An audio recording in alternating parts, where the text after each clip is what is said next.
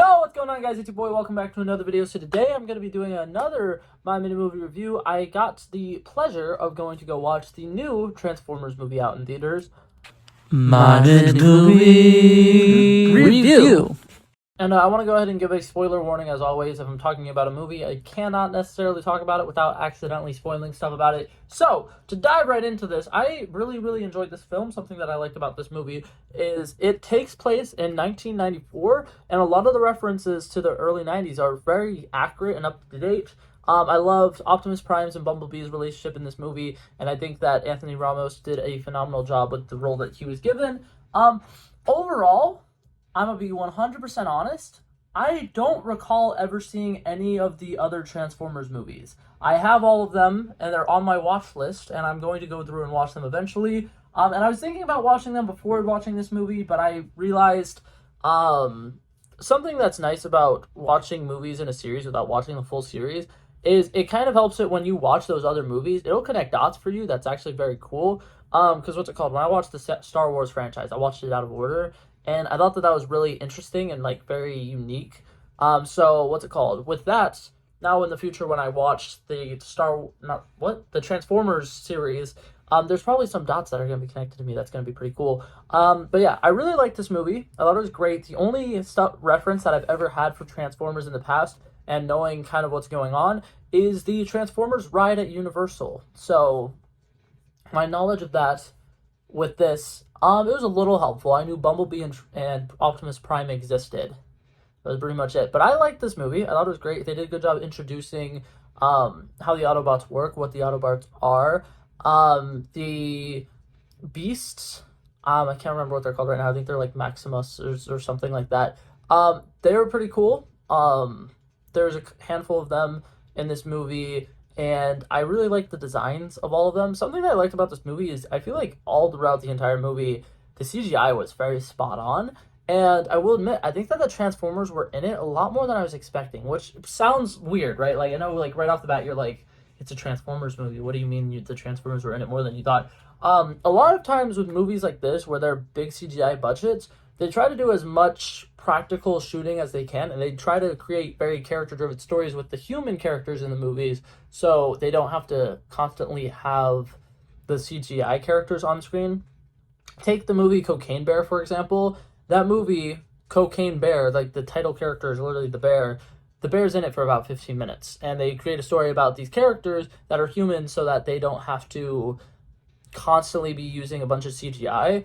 But this movie, the Transformers are in it almost the entire time. Like, there's a handful of scenes at the very beginning of the movie where they're not really involved, and then, what's it called? Once Anthony Ramos' character, his name is Noah, by the way. I'm probably just going to continue calling him Anthony Ramos because I knew him from Hamilton.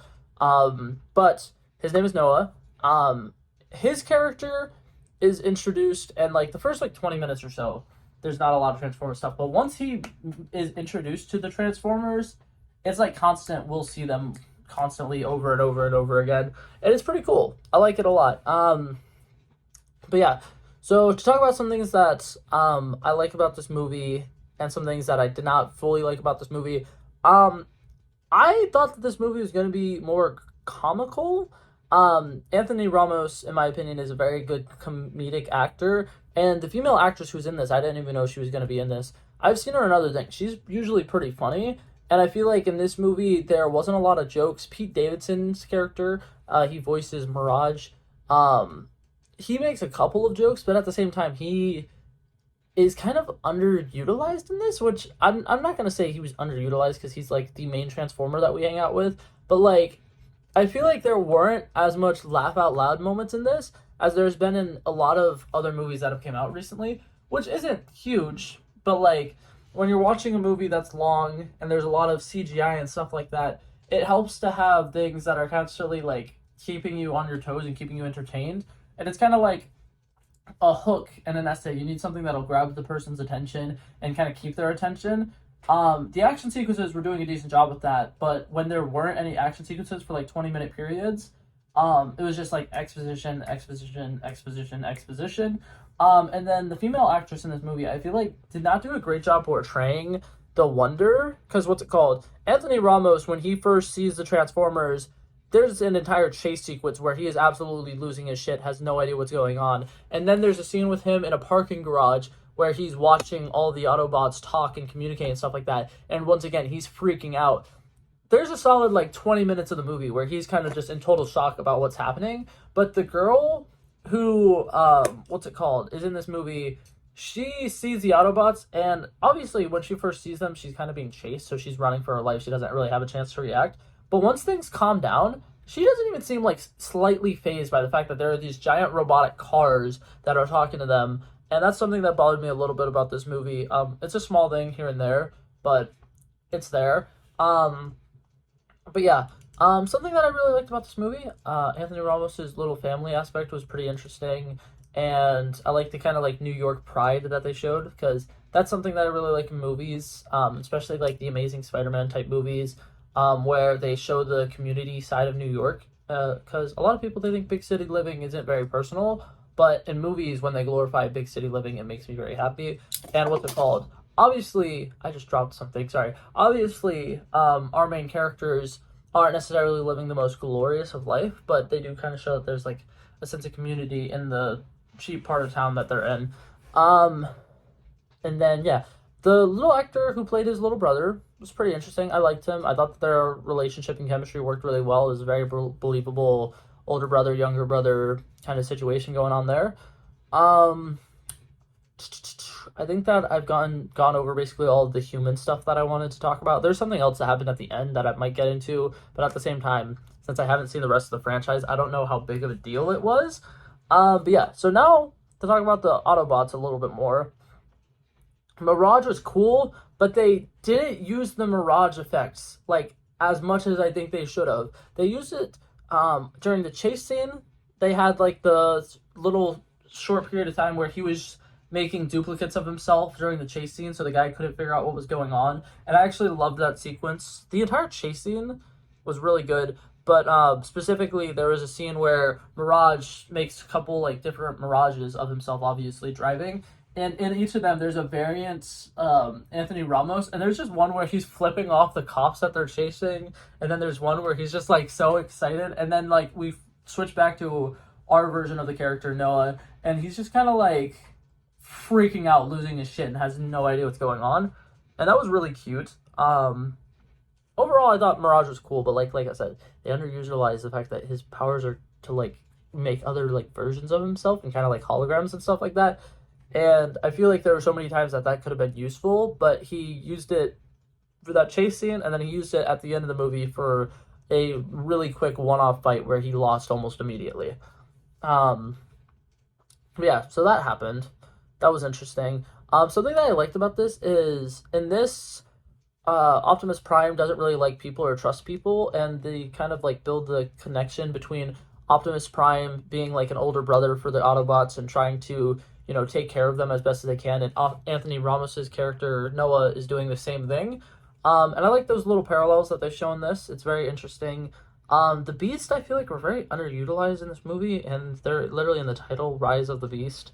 We see Optimus Primal is in it for about like 20 minutes, and he does not much the entire time we're in it. Like I said, though, the designs of them were cool, but they were not in the movie for very long. They're in it for like the opening scene and then the climax of the movie. And that was pretty much it. I do think that the climax, the final battle of this movie, was pretty good. It was pretty nice. All the action sequences were pretty spot on. I think they're all pretty good. I'm not a like huge diehard Transformers fan, so I can't be like, oh my god, this specific character did this thing that was really cool and did this amazing thing, and that person did this really cool thing that was amazing. But there's one specific scene that I do want to talk about. So in the beginning, during one of the first fight scenes, Bumblebee loses his Allspark, right? So he's kind of like dead, and they're just kind of like carrying him around, because the big thing is, if they can take him back to his home world, which that's their mission for this movie, is to try to get back to their home world, they can recharge him and he'll be fine. But he's kind of dead the majority of the movie. They explain that in order to revive him, they would need an insane amount of electricity, and eventually something happens. They open up a teleport, the villains open up a teleporter thingy, and it sends a shockwave out, and it revives Bumblebee. And at this point during the final battle, everybody's kind of like losing. They're down on their luck. They're kind of being absolutely overpowered by the villains or whatever. And then there's a scene with the old plane transformer, who I don't know the name of, and Bumblebee comes in. And the needle drop was fantastic. I'm gonna be honest. I think that this might be one of the best like character entrances since Thor from Avengers Infinity War. Like, that was so dope. It's up there with Thor from Infinity War, and anytime Black Panther jumps out of a helicopter, it was epic. I absolutely loved it, and I'm not gonna lie, it was really cool, because we see him, like, about to jump out of the plane. We see his wings pop up. There's kind of like an epic action shot where you're watching Bumblebee, and then it's the song where it's like, don't call it a comeback, I've been here for years, and then it's like goes straight into that song as he's diving down and just absolutely killing a bunch of Autobots that are on the bad side. And it was really cool. It was very epic. I loved it. I thought it was fantastic. And yeah, Bumblebee was great in this movie. Optimus Prime was great in this movie. I think that if you were a fan of the original Transformers movies, you would probably really like this, because from what I knew about the Bumblebee character and what I knew about the Optimus Prime character, it seems like they really did them justice in this movie. And all the action sequences were great. They looked fantastic. And the final sequences were good. One of my only critiques is the fact that Anthony Ramos basically became Iron Man at the end of it. That was an interesting thing that happened. Mirage was getting beat up during the final fight, and he was like seeming like he was about to die, and he was sacrificing himself for Noah. And he was like, no, I'll be fine, I just need you to take the wheel. And then he like wraps around him in this like Iron Man type suit, and I like was trying so hard to like not laugh, but the CGI of it wasn't that great, and it did look very ridiculous. There were some cool scenes with it, but I think that overall what they were trying to go for did not stick the landing. But overall, I thought that the movie was pretty good. Having no other Transformers movies to base it off of, I can't like be like, oh, this is better than Age of Extinction, or oh, this is better than that, because I wouldn't know. I haven't seen them. But I do like the way that this kind of connects with Bumblebee, and it connects with the next movie that's coming up afterwards. But yeah, I thought it was good. Low-key wish there was a little bit more humor. I will say this, there was one specific line that made me laugh my ass off for a solid like 20 seconds, and it's a good thing I was in the theater completely by myself, because there's a line where Pete Davidson's Mirage, I can't remember his name for a second, Mirage is introduced to Noah's little brother, and Noah's little brother is just like, oh my god, you have a friend that's a robot or whatever. And then what's it called, Noah is just like, he's like a work friend. And then Mirage yells back, work friends, you've been inside of me. And I cannot, it was so funny. I lost it. But yeah, overall movie's pretty solid. Wish there was a little bit more humor. Wish it wasn't just exposition dump, something Allspark, something Autobot, something this one character's dying because of an anti-negative force or something. But overall, I thought it was pretty good. I thought the CGI looked fantastic, and a lot of the action sequences were really good. I'm gonna give it a solid 74 out of 100. I thought it was all right, but I did not think it was as, I don't know, I feel like it didn't have enough to really keep my interest throughout the entire movie. Like, it was fun. There was definitely a lot of moments that I thought was great, but there was a lot of like 20-minute periods where I was kind of like not as interested in what was going on. But yeah, it was good. Definitely worth the experience. I don't know if I'd recommend going and seeing this one in theaters. You could probably wait until this one's on some streaming service. But yeah, that's it for this for you guys. Hopefully you guys enjoyed it, and I'll see you guys in the next one. Peace out. Bow. Bow. Bow.